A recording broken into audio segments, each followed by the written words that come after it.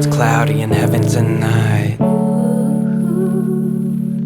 I know it's cloudy in heaven tonight. I know it's cloudy in heaven tonight. I know it's crowded in heaven tonight. My grandpa always had the worst posture, and he's still been over backwards for us. If he could see my lack of work ethic now, he would probably say I'm asking for it. The angels came to take him out of Orange County, to finally tell him that his battle's over. Well, I'm convinced that not every last goodbye that we have has to be a tragic moment. Now that we're older, no one's here to lift the casket for us. No one's here to tell us how to hold it. It's just a balancing act between the sadness we have and the amount that we keep at our shoulders. Me and all my little cousins broke down after the mass was over, standing at the altar.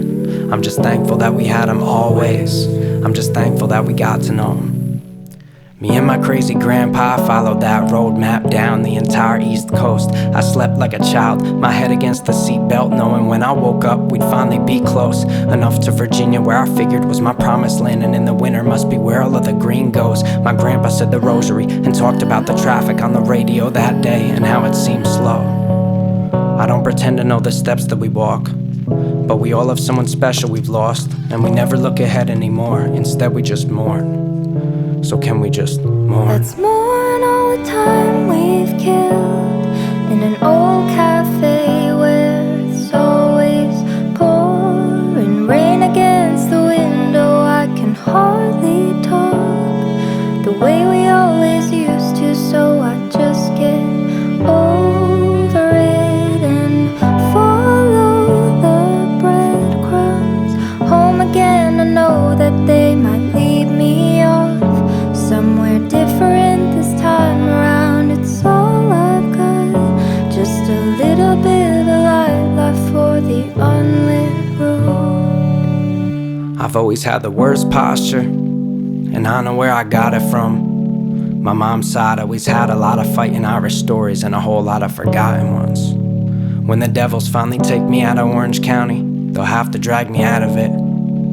They'll find me with my hands in my pockets, walking down the highway, just wandering around again. 'Cause dying isn't like the movies, it isn't a decision where the body disappears and something physical you witness, where the person that you love goes into critical condition and the local priest shows up to give him his confession just in time. Nah, you don't get that. Instead, you get a whole bunch of mishaps, a whole bunch of I wish I did this or did that or said this or hugged him harder on his deathbed. My grandpa John was a printer, he was born with ink on his hands. So given the chance, when I write now I watch the ink spill on the page, and if I'm thinking of him, it's like I'm bringing him back wherever he's been. I wish that I could listen again through every trip or event. He drove me to visit Anne, he left big shoes that I hope I can fit in the end, and be just like him and die with ink on my hands. No, when I die, I wanna die with blood on my hands, and the blood it'll be yours, Grandpa. 'Cause these days we never look ahead when we talk, instead we just mourn. So once again, can we just mourn? Let's mourn all the time we've killed in an old cafe where it's always pouring rain against the window. I can hardly talk the way we always used to, so I just get over it and follow the breadcrumbs home again. I know that they might lead me off somewhere different this time around. It's all I've got, just a little bit of light left for the unlit road. I know it's cloudy in heaven tonight. I know it's cloudy in heaven tonight. I know it's cloudy in heaven tonight. I know it's cloudy in heaven tonight.